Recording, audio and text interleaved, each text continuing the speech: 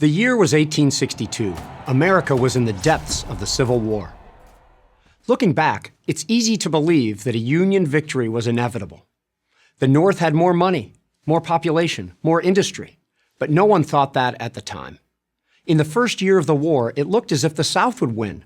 A series of high-profile victories in the East convinced many that Confederates were better fighters under better leaders. Where would President Lincoln find a battlefield general who could do for the Union what Robert E. Lee was doing for the Confederacy? Lead it to victory. The man he found, the man who saved the Union, was Ulysses S. Grant. He wasn't Lincoln's first choice, or second, or third. In fact, when the war started in 1861, Lincoln had no idea who Ulysses S. Grant was. Hardly surprising, since at the time Grant was selling hats to farmers' wives in a small town in Illinois. His rise to glory is one of the most amazing stories in American history. Born in Ohio on April 27, 1822, Grant had no ambition to be a soldier. His father pushed him into it, thinking he wasn't suited for much else. Grant's West Point career wasn't especially distinguished either. But during the Mexican-American War, 1846 to 1848, Grant proved himself to be an officer of unusual ability. He was cool under fire, daring but rarely reckless. Even more important, the men under his command trusted him. After that war, Grant returned to St. Louis to marry his fiancée, Julia Dent, the daughter of a slave-owning Missouri farmer. Grant was never happier than when he was with Julia, and he was never unhappier than when he was not. Unfortunately, in this period, Army life forced them to be separated, sometimes for many months. To assuage his loneliness, Grant started to drink. While in a distant posting in Northern California, 1,000 miles from Julia, his drinking got the better of him. He resigned his Army commission to avoid an embarrassing court-martial. It was downhill from there, one business venture failing after another.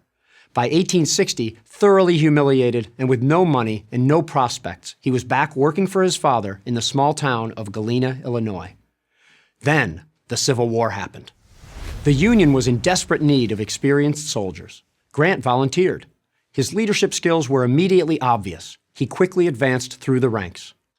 In a little more than 6 months, he scored 2 major victories at Fort Henry and Fort Donelson along the Tennessee and Cumberland rivers.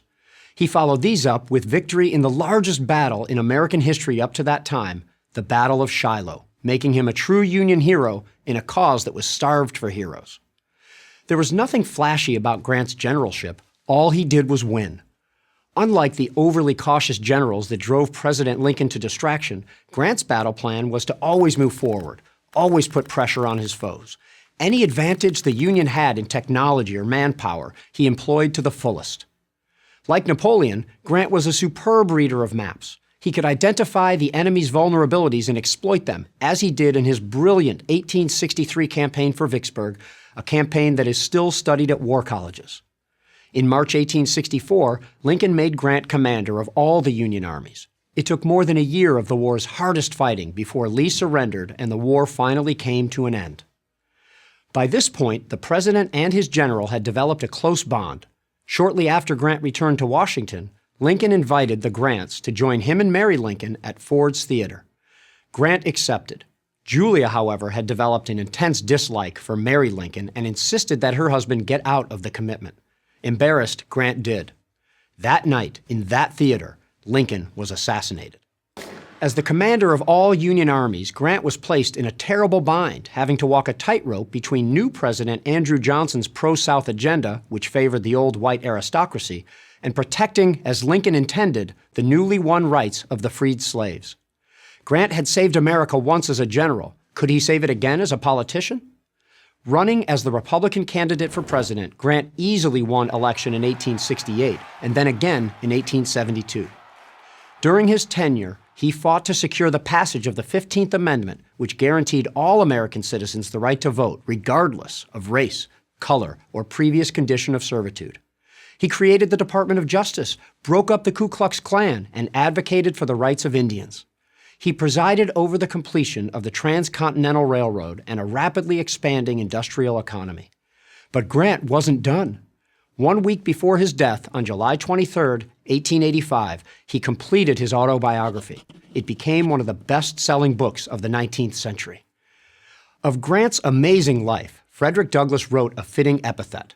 In him, the Negro found a protector, the Indian a friend, a vanquished foe a brother, an imperiled nation a savior. I'm Gary Edelman, Director of History and Education at the Civil War Trust for Prager University.